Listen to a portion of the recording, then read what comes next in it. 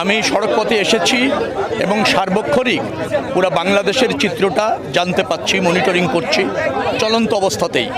আমাদের সমস্ত জায়গায় আপনার সড়ক যোগাযোগ মন্ত্রণালয়ের লোকজন আছেন, সব জায়গায় দায়িত্বপ্রাপ্তভাবে আছেন। 260টি আপনার যানজট হতে পারে এরকম সম্ভাবনাময় স্পট আছে, সেখানে আমাদের সার্বক্ষণিক মনিটরিং আছে। হাইওয়েগুলিতে আছে, ব্রিজগুলিতে আছে। আপনি যদি বলেন যমুনা, চিটাগাং হাইওয়ে, পদ্মা সেতু সহ যে সমস্ত জায়গায় যানজট হওয়ার সমূহ সম্ভাবনা আছে, এখনও পর্যন্ত সুসংবাদ হচ্ছে কোনো যানজট হচ্ছে না।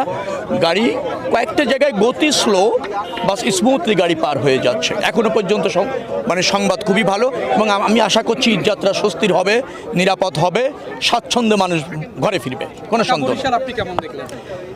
ঢাকা বরিশালের রাস্তাটা ঠিক আছে। আপনি যদি বলেন যে ভাঙা থেকে এই বরিশাল পর্যন্ত যেটা, এটা 2 লেনের রাস্তা, চলাচল করা যাচ্ছে, কিন্তু এটা আরও ওয়াইড হওয়া দরকার এবং সেটা আমরা সরকারও উপলব্ধি করে, আমরাও উপলব্ধি করছি।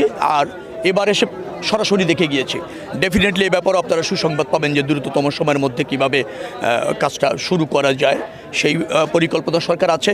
মনে রাখা দরকার, বর্তমান যে সরকারটি ক্ষমতায় আছে জনগণ কর্তৃক নির্বাচিত সরকার, এই সরকার উন্নয়নটা নিশ্চিত করতে চায়।